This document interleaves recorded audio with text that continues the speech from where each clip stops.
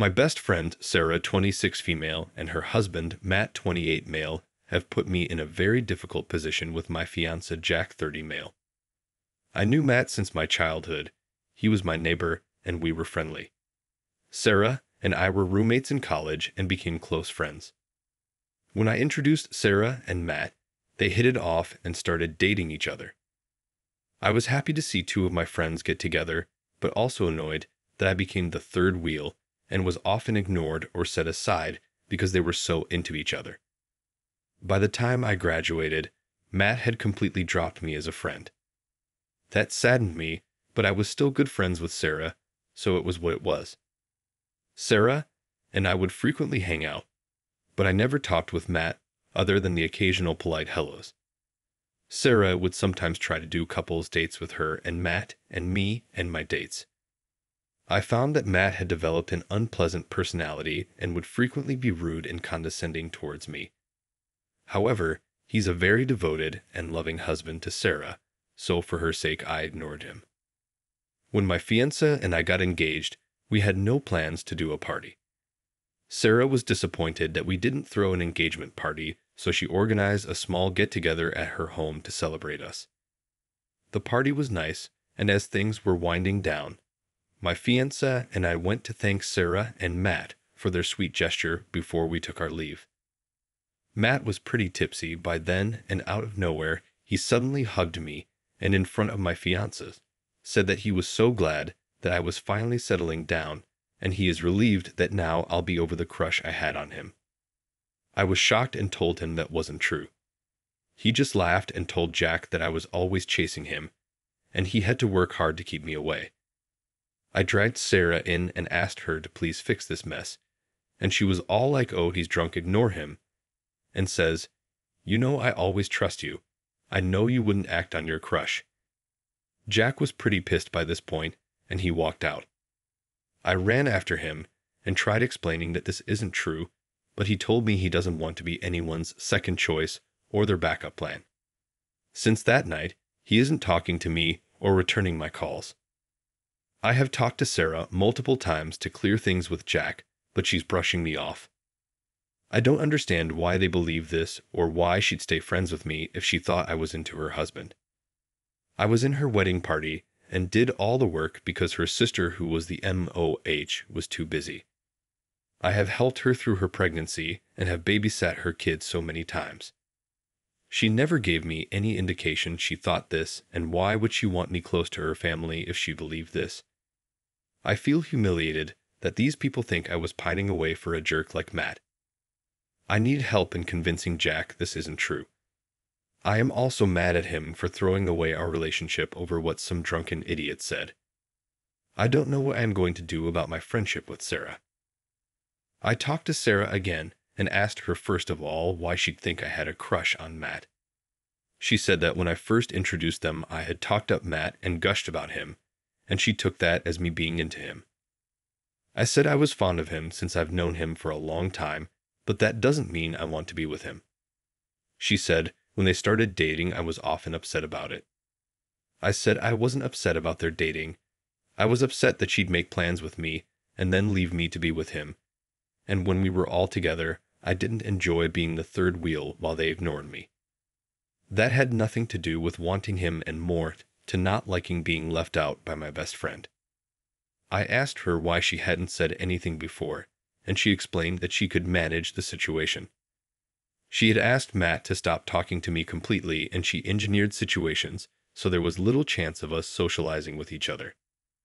I asked her now that I have explained that I never had a crush on Matt, "Can you please talk to Jack and tell him?" She said she didn't want to lie. This frustrated me immensely. She could ignore this imaginary crush for years and manipulate me, but won't talk to my fiancé to help my relationship. I told her I was done being her friend. Thinking back, I was always doing stuff for her, and she used me, but did little for me. Update 1. I wrote a long letter to Jack explaining the entire history of my relationship with Sarah and Matt with the recent screen caps. I asserted as best as I could that I had never pined after any guy and I loved him, and he was my only choice. After days of silence, Jack agreed to talk to me. We met, and he said that he sees two ways of interpreting this situation. 1. Matt and Sarah are right, and he doesn't want to be my second choice. 2. They are malicious people who are messing with me, and that shows very poor judgment on my part that I'd have a best friend like this, and he doesn't want that quality in a life partner. Either possibility leads to the same conclusion that he wants to call off the engagement. He reminded me that I had represented Sarah as one of the most important people in my life. I'd jump up and help her all the time. I had once canceled plans with him to take care of her kid when the baby was sick. It had irked him, but he had seen it as me being caring and nice. But now he's seeing all that in a different light. I cried and begged him not to end our engagement, but he wanted a break for a while. I thought over what he said for a few days and came to realize that he was right. I was a clingy friend and a doormat. I never even saw how much one-sided my friendship with Sarah was. I was a doormat with Jack too. I didn't want to get married or have kids this early, but agreed to his timelines. I gave up an exciting job opportunity with more money because he didn't want me traveling for work. I love him, but I need to fix myself and be stronger. I gave back his ring and ended things. I returned all the gifts he gave too. He was offended by that, but I didn't feel good about keeping the very expensive things he had given me. He makes a lot more than me and was very generous with what he gave me, but I can't keep that now. Sarah was quiet for a while, but then started calling me. I ignore a lot of her calls, but this morning I answered her call and told her about the breakup. I was looking for sympathy from my old friend. She was more interested in knowing if I was still going to watch her kid while she and Matt went on an overnight trip. She got pretty angry when I said no. I have blocked her now. I have lost my fiancé, my best friend, and my relationship with my nephew whom I adored, all in one go. But still, I am thankful for the comments that showed this wasn't something I could fix and helped me rip off the Band-Aid and walk away from this mess. Update 2. I'd wanted to thank all the people who commented and DMed could advise to me about my previous posts. I'd especially want to thank those who advised me about my job. I took up that suggestion and went and talked to the hiring manager, explaining that I was very passionate about the work, but I couldn't travel back then due to certain family responsibilities, but I am able to travel now. He didn't have that position open anymore, but he connected me with a manager in a different region. This job required relocating very far away, and that seemed like a blessing at this point, and I jumped on it. I am now in a new city and very grateful for leaving behind the mess that my relationships had become. The fallback after my engagement broke was not pleasant. I don't have a good relationship with my parents because they have always been very critical of me. This incident seemingly justified all their opinions of me, and they crowed a lot about how I have ruined the only good thing I had managed in my life. Even though I explained what happened, the impression my family has is that Matt's family tried to do a nice thing for me, and I had a tantrum at their party, and my fiancé broke up with me because of my behavior. I am so grateful to my job for allowing me to move away from all these people. My ex-SIL had called me a few times to talk to me, but I avoided her for a very long time because I didn't think I could deal with more criticism. I did agree to see her a few days before I moved. She wanted clarification on why we broke up because she said that the reason Jack had given her was so dumb she was convinced he wasn't telling her the truth.